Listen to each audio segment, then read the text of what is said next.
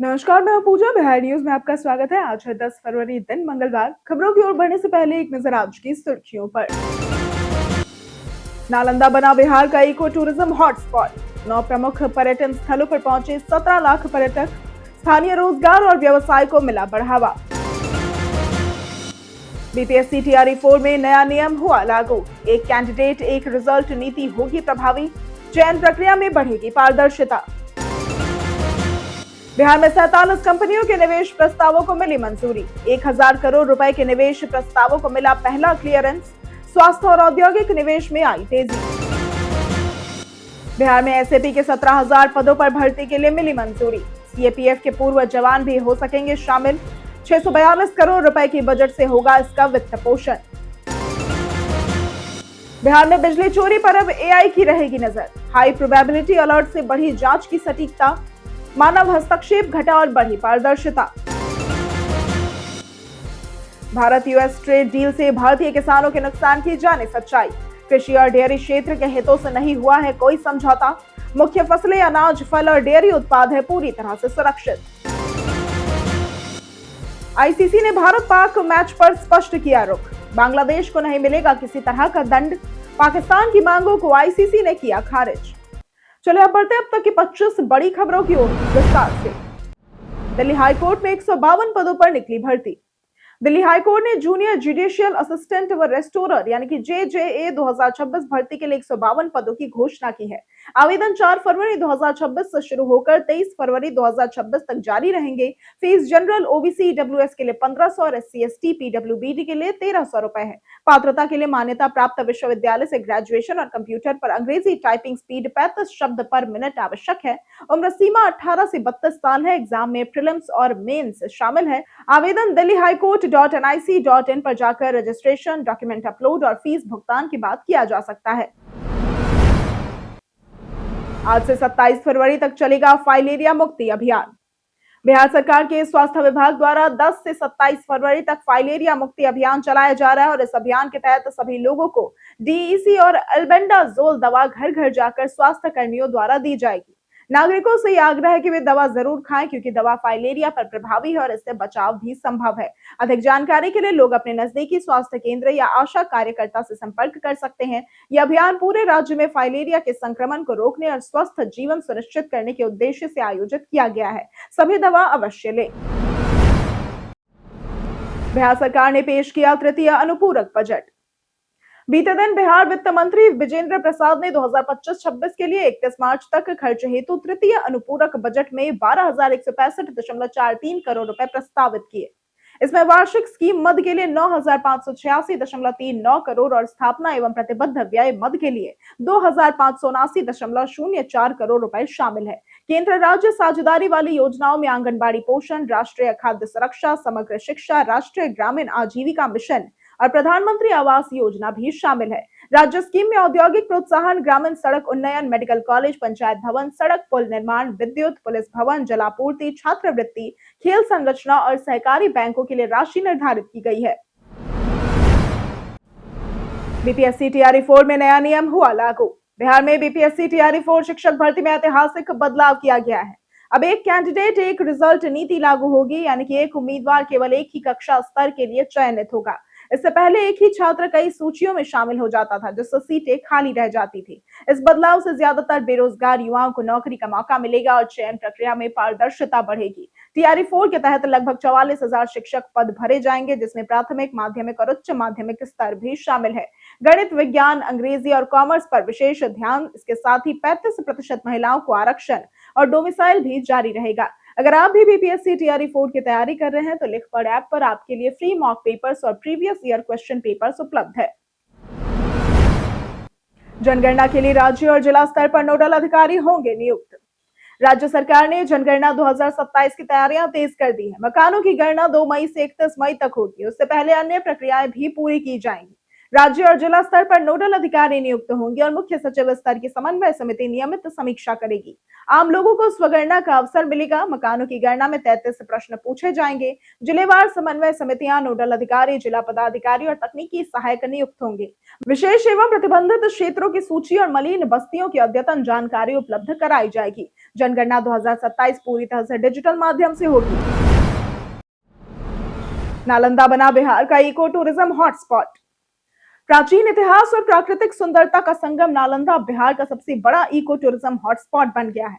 2024-25 में जिले के 9 प्रमुख पर्यटन स्थलों पर 17.20 लाख पर्यटक पहुंचे, जो पिछले साल की तुलना में 5.3% अधिक है। विदेशी पर्यटक भी बढ़े, कुल 7.37 लाख पहुंचे। नालंदा में Rajgir nature safari, zoo safari, घोड़ा कटोरा झील, वेणुवन और प्राचीन नालंदा विश्वविद्यालय के खंडहर मुख्य आकर्षण है। 5.37 करोड़ रुपए की राशि पर्यटन सुविधाओं पर खर्च की गई। सरकार इसे डे टूरिज्म से स्टे टूरिज्म में बदल रही है, जिससे स्थानीय रोजगार और व्यवसाय को बढ़ावा मिला। बिहार में 47 कंपनियों के निवेश प्रस्तावों को मिली मंजूरी। बिहार सरकार ने उद्योग और निवेश को बढ़ावा देने के लिए कई पहल की है। बिहार औद्योगिक निवेश प्रोत्साहन पैकेज 2025 और अन्य नीतियों के तहत बिहार निवेश प्रोत्साहन परिषद इन्होंने 47 कंपनियों की 1191 करोड़ रुपए के निवेश प्रस्तावों को पहला क्लियरेंस दिया है। हाल की बैठक में 22 कंपनियों के 383 करोड़ के प्रस्तावों को वित्तीय मंजूरी भी मिली। प्रमुख निवेश हेल्थ केयर, फार्मास्यूटिकल और मल्टी स्पेशलिस्ट अस्पताल निर्माण में है। BIIPP 2025 के तहत 581 करोड़ के 7 प्रस्तावों में गयाजी और भागलपुर में बड़े अस्पताल और मेडिकल कॉलेज शामिल है। कुल मिलाकर स्वास्थ्य और औद्योगिक निवेश में तेजी आई है। बिहार में बिजली चोरी पर अब AI की रहेगी नजर। बिहार में बिजली चोरी रोकने के लिए AI सक्षम स्मार्ट प्रीपेड मीटरों का पायलट अध्ययन सफल रहा है। BSPHCL ने लगभग 1 लाख उपभोक्ताओं के डेटा का विश्लेषण कर मीटर बाईपास, टैरिफ दुरुपयोग और रात में चोरी जैसी अनियमितताओं का पता लगाया। AI सिस्टम ने हाई प्रोबेबिलिटी अलर्ट देकर जांच की सटीकता बढ़ाई। इससे AT&C हानि कम हुई और बिल वसूली में सुधार हुआ। मानव हस्तक्षेप घटा और पारदर्शिता बढ़ी। पायलट में 1.46 करोड़ रुपए की अतिरिक्त बिलिंग हुई, लेकिन मुख्य उद्देश्य सिस्टम सुधार और ईमानदार उपभोक्ताओं को राहत देना था। अब पूरे राज्य में विस्तार की योजना है। मुफ्त में अपडेट होगा बाल आधार कार्ड। भारतीय विशिष्ट पहचान प्राधिकरण यानी कि UIDAI ने देश भर के 83,000 स्कूलों में पढ़ने वाले 1 करोड़ से भी अधिक बच्चों का अनिवार्य बायोमेट्रिक अपडेट यानी कि MBU सफलतापूर्वक पूरा किया है। 5 साल से भी कम उम्र के बच्चों का आधार पहले से ही नामांकित होता है, लेकिन बायोमेट्रिक्स नहीं लिए जाते। 5 और 15 वर्ष की उम्र पार करने पर अपडेट कानूनन जरूरी है। ये कदम डिजिटल गवर्नेंस, सामाजिक योजनाओं और सरकारी लाभों से जुड़ा हुआ है। स्कूलों में निःशुल्क अपडेट प्रक्रिया माता पिता की सुविधा के लिए है, जिसमें बच्चे की फोटो, फिंगरप्रिंट और आइरिस स्कैन शामिल है। बिजली कटौती पर उपभोक्ताओं को मिलेगी क्षतिपूर्ति। बीते दिन सोमवार को ऊर्जा विभाग के सचिव मनोज कुमार सिंह की अध्यक्षता में उच्च स्तरीय बैठक हुई, जिसमें बिहार के निर्माणाधीन विद्युत परियोजनाओं की प्रगति की समीक्षा की गई। सचिव ने 7 निश्चय 3 और सबका सम्मान जीवन आसान के तहत सभी परियोजनाओं को समय पर पूरा करने के निर्देश दिए। बैठक में बिजली उत्पादन, संचरण और वितरण संरचनाओं को मजबूत करने और नए कृषि कनेक्शन प्राथमिकता से देने पर जोर दिया गया। 21 घंटे से कम आपूर्ति पर HT एवं स्मार्ट मीटर उपभोक्ताओं को क्षतिपूर्ति देने, रियल टाइम सूचना और डिजिटल शिकायत निवारण के उपाय भी तय किए गए। बैठक में राज्य के 4 प्रमुख बिजली कंपनियों के वरिष्ठ अधिकारी उपस्थित रहे। पटना हाईकोर्ट ने बढ़ते प्रदूषण पर राज्य सरकार से की कड़ी पूछताछ। पटना हाईकोर्ट ने राजधानी में बढ़ते वायु प्रदूषण पर राज्य सरकार और प्रदूषण नियंत्रण बोर्ड से कड़ी पूछताछ की और अगली सुनवाई 12 फरवरी 2026 तय की गई है। कोर्ट ने गाड़ियों के धुएं, धूल और निर्माण कार्यों से होने वाले प्रदूषण का डेटा मांगा और कोर्ट मित्र ने कहा कि केवल 15 साल पुरानी गाड़ियों पर प्रतिबंध पर्याप्त नहीं है। प्रदूषण बोर्ड ने CNG, PNG और इलेक्ट्रिक वाहनों के इस्तेमाल की सलाह दी। सरकार ने धूल नियंत्रण के लिए पानी छिड़काव और कमर्शियल वाहनों को डीजल से CNG में बदलने का दावा किया। कोर्ट ने सटीक सर्वे रिपोर्ट पेश करने को कहा। बिहार में SAP के 17,000 पदों पर भर्ती के लिए मिली मंजूरी। बिहार सरकार ने वित्तीय वर्ष 2026-27 में राज्य की सुरक्षा और कानून व्यवस्था मजबूत करने के लिए स्पेशल ऑक्सिलरी पुलिस के 17,000 पदों पर अनुबंध भर्ती की मंजूरी दी है। अब केवल सेना के पूर्व सैनिकों के बजाय केंद्रीय सशस्त्र पुलिस बल यानी कि CAPF के पूर्व जवान भी शामिल हो सकेंगे। नए आदेश के अनुसार जेसीओ को 35,000 रुपए, सैप जवान को 30,000 रुपए और रसोईया को 25,000 रुपए प्रति माह मानदेय मिलेगा। 642 करोड़ रुपए के बजट से इसका वित्त पोषण होगा। सभी प्रक्रियाएं पुलिस महानिदेशक के नियंत्रण में होंगी और यह निर्णय उग्रवाद व हिंसा नियंत्रण के उद्देश्य से लिया गया है। दहाड़ 2 में दिखेगा सोनाक्षी सिन्हा का जबरदस्त किरदार। प्राइम वीडियो की लोकप्रिय क्राइम थ्रिलर वेब सीरीज दहाड़ का दूसरा सीजन राजस्थान में शूट किया जाएगा और अभिनेत्री सोनाक्षी सिन्हा जयपुर पहुंच चुकी है और वे विभिन्न लोकेशनों पर शूटिंग करेंगी। जोया अख्तर और रीमा कागती द्वारा निर्मित इस पुलिस प्रोसीजरल सीरीज का पहला सीजन दर्शकों और समीक्षकों द्वारा सराहा गया था। लंबे राइटिंग और प्री प्रोडक्शन के बाद स्क्रिप्ट और सेट तैयार है और पहले की तरह राजस्थान के छोटे कस्बे और सख्त परिदृश्य मुख्य लोकेशन होंगे। सोनाक्षी और गुलशन देवैया फिर अपने दमदार पुलिस किरदार में नजर आएंगे। राजस्थान फिलहाल फिल्म और वेब प्रोजेक्ट्स का हॉटस्पॉट बन चुका है। अब हज यात्रियों को 24 घंटे के अंदर मिलेगा मेडिकल रिपोर्ट। बिहार सरकार के अल्पसंख्यक कल्याण विभाग ने हज यात्रियों की सुविधा के लिए विशेष मेडिकल कैंप लगाने का फैसला किया है। सचिव मोहम्मद सोहेले के निर्देश पर 10 से 15 फरवरी के बीच सभी जिलों के सदर अस्पतालों में हज यात्रियों की मेडिकल जांच और रिपोर्ट उसी दिन उपलब्ध कराई जाएगी ताकि बार बार चक्कर न लगाना पड़े। इस वर्ष बिहार से 2,569 हज यात्री 18 अप्रैल से 5 मई तक हज यात्रा पर जाएंगे।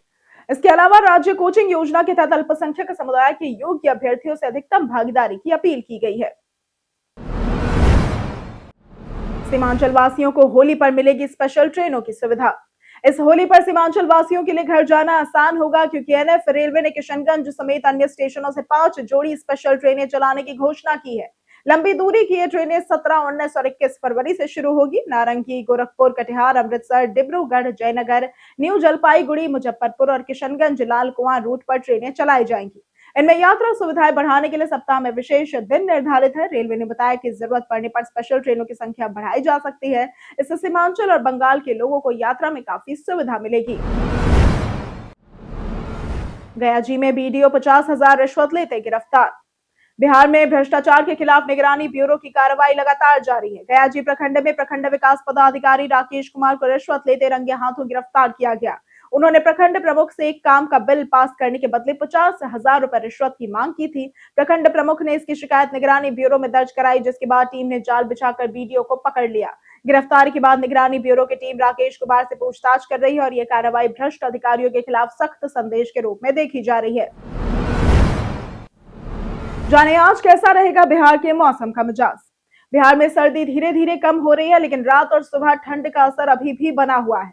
9 फरवरी को किशनगंज में न्यूनतम तापमान 8.8 डिग्री सेल्सियस दर्ज किया गया। पश्चिमी और पूर्वी चंपारण, सीतामढ़ी, शिवहर, मधुबनी और सुपौल में ठंड अधिक रही, जबकि पटना, गया, नालंदा, भोजपुर, बक्सर, रोहतास, कैमूर और औरंगाबाद में तापमान सामान्य से थोड़ा ऊपर रहा।